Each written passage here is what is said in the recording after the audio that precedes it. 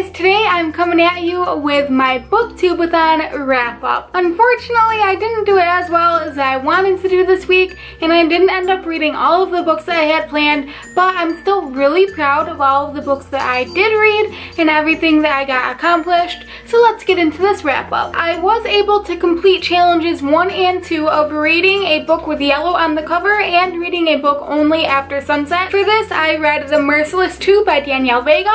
This is the sequel to The Merciless, which is about a girl named Sophia who moves to a new town because her mom's in the army. She befriends the popular girls at her school who are convinced that another girl is possessed by a demon, so they decide to do an exorcism on this girl. They kidnap her, they take her to an abandoned house, but the exorcism turns into more like torture and the night goes absolutely haywire. It's a young adult horror novel and it is absolutely terrifying. The Merciless 2 takes up after these events unfold. Sophia's mom dies in a freak car accident, and because she's not 18 yet, she doesn't really get to live on her own, so they ship her off to a Catholic boarding school where it turns out that they send kids who have done things wrong in order to, get God into their life and get their sins forgiven. And there Sophia meets a boy named Jude who seems to have a very dark past, and they get along really well until Sophia opens up and tells him about all of the things that happened with the girls and everything, and his personality completely shifts. He thinks that Sophia is possessed by the devil and wants to do an exorcism on her. It is absolutely terrifying. I love this book so much, and the ending, oh my gosh, it freaked the heck out of me. It was amazing. If you like creepy, thrilling things and you haven't read The Merciless and The Merciless 2, I don't know what you're doing with your life. These books are phenomenal. I gave this one 5 out of 5 stars because it was so good. Also, The Merciless 2 fulfilled the challenge of reading a book that you found out about through BookTube, because I didn't know about The Merciless until I started BookTube. So there's that too. Another challenge was to read a book by your favorite author. So I read the entire Summer I Turned Pretty trilogy by Jenny Han.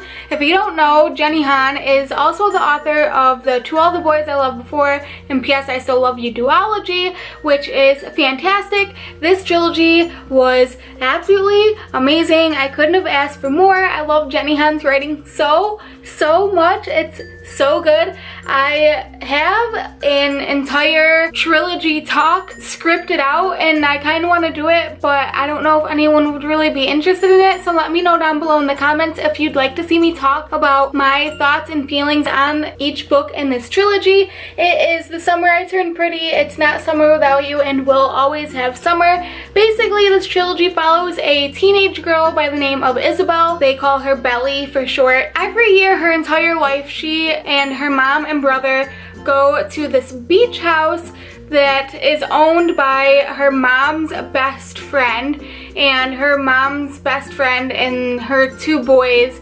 Jeremiah and Conrad, go. So it's like a summer thing of these 2 families meeting at the beach house. And this particular year, the boys start looking at Belly different. They've always just looked at her like their younger sister, but she can just tell that it's something different. The second book is the year after that. The families suffer a really great loss, and for the first time, they're not going back to the beach house because of that loss, but then one of the boys goes missing, and so they kind of end up at the beach house anyway, and it's just a continuation off of that.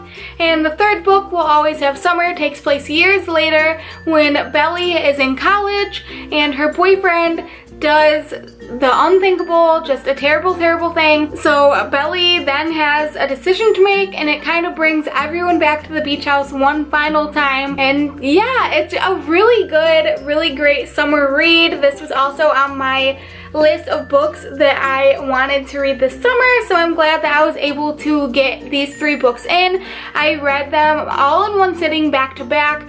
Super interesting way to read them. So yeah, make sure to let me know down below if you'd like me to give more of my thoughts on this, because I have that video ready to go. I really enjoyed this trilogy, and I'd love to talk about it a little more if anyone would be interested in that. And the next challenges are to read a book older than you and to read and watch a book to movie adaptation. For that, I chose to read The Wizard of Oz by L. Frank Baum, one of my most favorite movies of all time, but I'd never read the book. I had this beautiful collection of Wizard of Oz books that I think I'm going to make a video about, because Casey from A Basket Casey Reads requested me to talk about my Wizard of Oz collection, so that's coming up, you guys. But anyway, I sat down to read this book thinking that it wouldn't be anything special. I knew there were some differences between the book and the movie, but I didn't realize how much. And the book was so good. There were so many little mini adventures